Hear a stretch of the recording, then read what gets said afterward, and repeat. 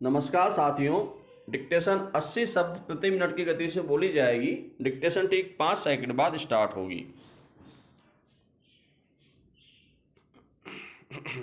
Start. Civil सेवा विधि रिश्वत उपापत्त करने के अपराध के दुष्प्रेरण के आधार पर अनुशासनिक कार्रवाई में कांस्टेबल की पदच्युति की शासित का अधिरोपण यह साबित न होने पर कि रिश्वत उपापत्त करने में कांस्टेबल ने कोई सक्रिय भूमिका निभाई है या रिश्वत की रकम में उसका भी हिस्सा है या उसने वह रकम अपने पास रख ली है या अपने वरिष्ठ अधिकारी द्वारा सौंपी गई रकम को स्वीकार करने से इनकार करने में वह कांस्टेबल असफल रहा है तो ऐसे कांस्टेबल को शास्य सहायता करने या शास्य कार्यालोप का या रिश्वत उपापत्त करने के अपराध के दुष्प्रेरण का दोषी नहीं माना जाएगा। विराम। अतः ऐसी स्थिति में कांस्टेबल की पदच्युति के आदेश का अपास्त किया जाना उचित है। विराम। पैरा। पिटिशनर ने पुलिस विभाग में एक निशस्त्र पुलिस कांस्टेबल के रूप में सेवा आरंभ की। विराम। एक गांव में घटित गृह भेदन के अन्वेषण का काम पिटिशनर को सौंपा गया क्योंकि वह तात्विक समय पर उसी गांव में तैनात था। विराम। पिटिशनर के साथ हेड कांस्टेबल को भी अन्वेषण का काम सौंपा गया। विराम। हेड कांस्टेबल ने पिटिशनर की उपस्थिति में उस व्यक्ति से जिसके यहाँ गृहभेदन हुआ था 200 रुपए की रिश्वत मांगी, जिसने हेड कांस्टेबल को उस समय 100 रुपए बतौर रिश्वत दे दिए। विराम।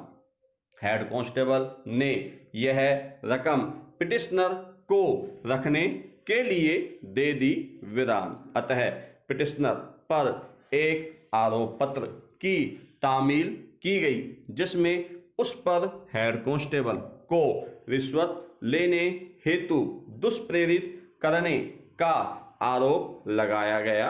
विराम। जांच कार्रवाई अनुशासनिक प्राधिकारी द्वारा की गई जिसने यह अभिनिर्धारित किया कि पिटिशनर के विरुद्ध आरोप सिद्ध हो गया है।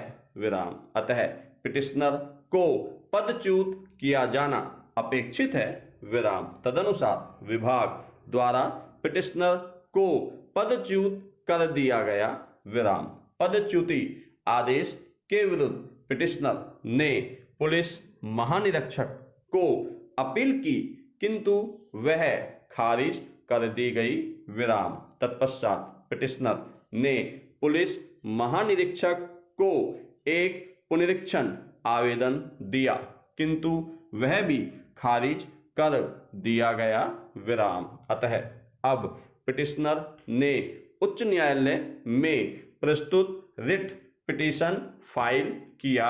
विराम। पैरा। संक्षेप में पिटिशनर ने यह दलील दी है कि अनुशासनिक प्राधिकारी को शासित अधिरोपित करने की अधिकारिता नहीं है।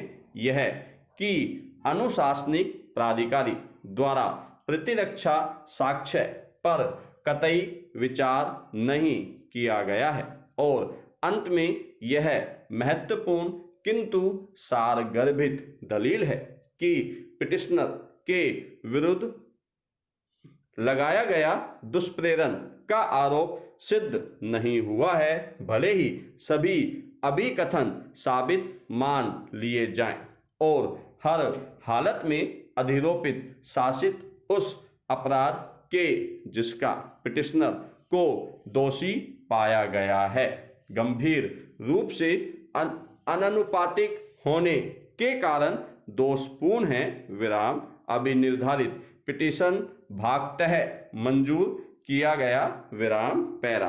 अभिकथनों के विवरण के अनुसार हेड कांस्टेबल ने पिटिशनर की उपस्थिति में रिश्वत मांगी थी और जब वह उसे दी गई तब उसने उसे स्वीकार कर लिया और उस रकम को पिटिशनर को, जो कि उस अवसर पर उपस्थित था, संक्रांत कर लिया या सौंप दिया विराम। यह पक्ष कथन नहीं है कि पिटिशनर ने रिश्वत उपापत करने या मांगने में कोई सक्रिय भूमिका निभाई है विराम। इस बात का भी अभिकथन नहीं किया गया है कि पिटिशनर का इस लूट की रकम में कोई हिस्सा था या उसने वह रकम जो कि उसे हेड कांस्टेबल द्वारा दी गई थी अपने पास रख ली विराम। यह सही है कि जब हेड कांस्टेबल ने रिश्वत मांगी और उस रकम को पिटिशनर को सौंप दिया तब पिटिशनर ने एक निष्क्रिय भूमिका निभाई है और उसका कोई विरोध नहीं किया है विराम। इस संभावना से पूरी तरह इनकार नहीं किया जा सकता कि पिटिशनर, जो कि हेड कांस्टेबल का एक अधीनस्थ है, उस समय जब रिश्वत मांगी गई थी उसका विरोध करने का। धन्यवाद साथियों।